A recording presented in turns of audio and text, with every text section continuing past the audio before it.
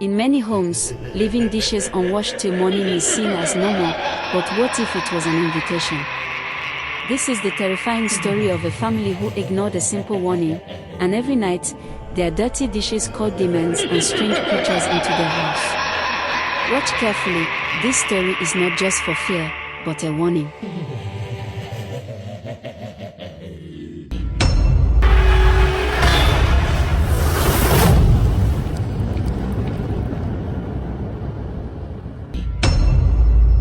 In the quiet village of Akwamboa, surrounded by thick forest and a river that sang its own ancient song, lived the Obari family, a mother, father, and their 3 children, Esi, Yo, and little Kwaku. They were known for many things: laziness, stubbornness, and worst of all, a strange habit that the elders of the village whispered about behind closed doors. No matter how much they ate banku, fufu, rice, stew, palm nut soup, they always left their dishes unwashed until morning.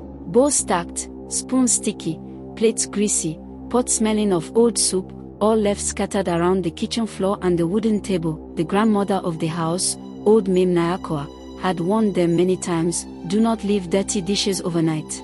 Midnight is not empty. Creatures walk. And if they find what you leave behind, they take something from you in return. But the Obari family always laughed. We are tired. We'll wash them tomorrow. Nothing will happen. But something did happen, something terrible. Something that began on the night of the 45th feast, a night when they cooked more food than usual, ate more than usual, and left more dirty plates than ever before. That night, the moon was hidden behind a heavy dark cloud. The frogs were silent.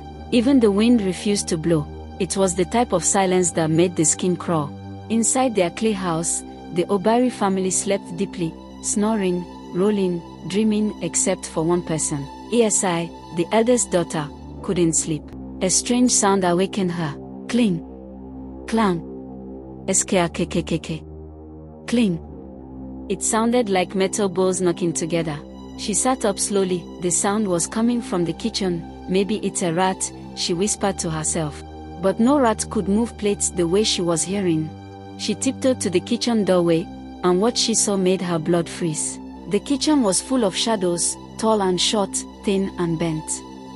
Shapes with twisted heads, long fingers, and glowing eyes. They crouched around the dirty plates, licking the bowls, gnawing the bones, slapping the leftover soup. Some were witches with long grey hair that dragged on the floor. Some were demons with broken horns and sharp teeth. Some were spirits with hollow eyes and stretched out necks. And sitting in the largest wooden bowl was a huge creature with a swollen belly, a mouth like a cracked calabash, and skin that looked like dried pepper. It sucked the last of the palm nut soup loudly. Where? Esi stumbled back in fear and ran to her room, covering herself with her cloth. For the first time, she believed her grandmother's warnings. But it was already too late. The next morning, everyone gathered in the kitchen. All the leftover food was gone. The bowls were spotlessly clean. Even the big cooking pot looked washed. You laughed. Ka, so we have invisible helpers now. But Esi wasn't laughing. Strange things were here last night, she whispered shakily. Many creatures. They were eating from our bowls. The family burst into laughter again. You were dreaming. Maybe hunger confused you. You watched too many stories. Only grandmother Nayako didn't laugh. She clutched her wrapper tightly and murmured, if they have eaten your food once, they will come again. And next time, it won't be food they take. But the family ignored her. That night, they repeated the same mistake. They ate dinner and left every single dish on the table, rice with stew, pieces of meat, plantain peels, palm oil everywhere. They slept again. And at midnight, the visitors returned. This time, it was louder. Clang. Cling. Twish. Thrrk. Esi stayed in bed, trembling. But you woke up. Curious. Annoyed. He grabbed the lantern and marched to the kitchen. He should never have done that. You burst into the kitchen and shouted, who is making noise here? Suddenly, the entire kitchen fell silent. All the creatures turned their heads at the same time, slowly, fearfully, hungrily, toward him. Yo's lantern flickered. One witch, tall and thin like a broomstick, stretched her neck toward him. "Human boy, do you disturb those who eat?" Another creature with glowing red eyes snarled, "You left the food for us. Why do you return now? Do you want us to taste you too?"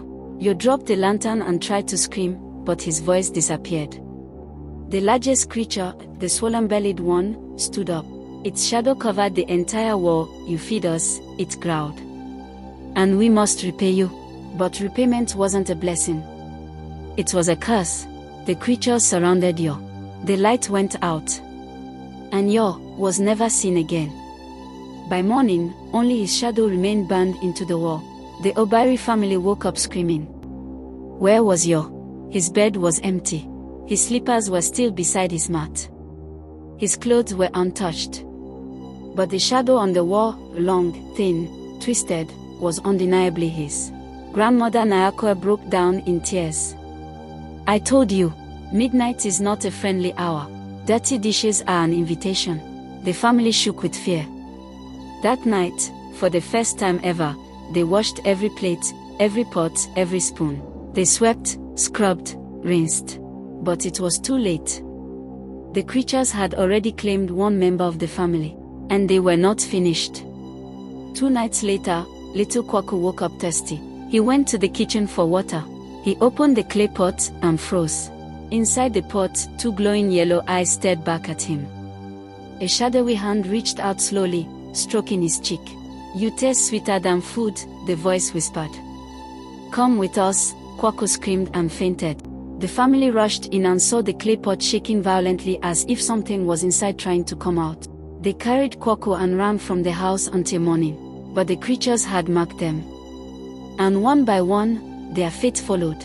Desperate, the family visited a powerful priestess, Abina Ansa, who lived deep in the forest.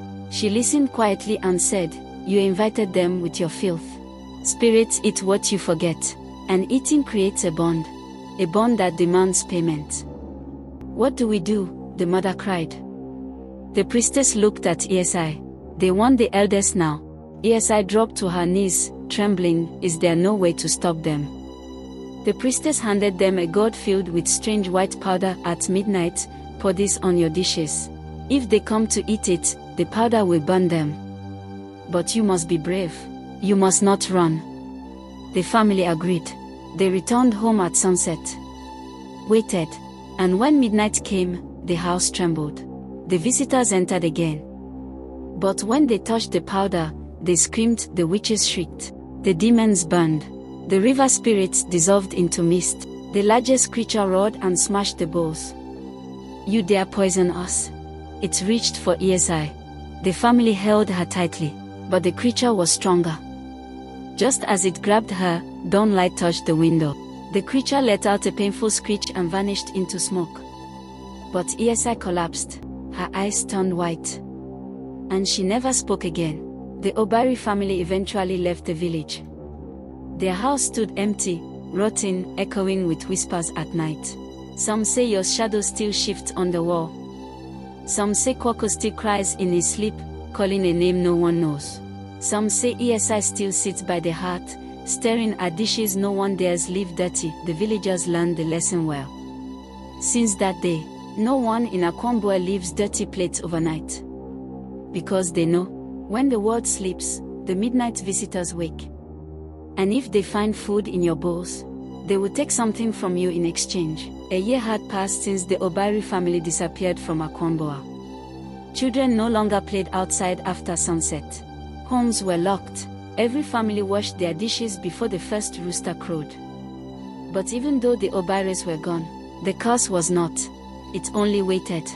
Quietly, patiently, listening for the next careless soul. One morning, a tall man named Kojo Dampa arrived in the village with his wife Adwa and their teenage son Mensa. They bought the old Obari house because it was cheap, and Kojo, always quick to dismiss superstition, felt the villagers were simply telling stories. The house smelled faintly of damp earth and something else, something like burnt oil. Mensa wrinkled his nose. "Why is the wall black like that?" The village chief, who came to hand over the keys, spoke quietly. "That was where the Obari boy's shadow remained." Kojo laughed loudly. "Shadows don't stick to walls. That's just smoke or dirt. The chief only stared at him. Wash your plates every night, he said. Do not test what sleeps in this house. Mensah felt chills crawl up his back, but his father waved it away. The family moved in. And at night, the wind began to whisper again around the house. For 2 peaceful days, nothing happened. That's where part 1 ends. As the story is just getting started. Part 2 is dropping very soon, so don't miss it. Please subscribe, like this video, share it with your friends, and drop your thoughts in the comments. See you in part 2.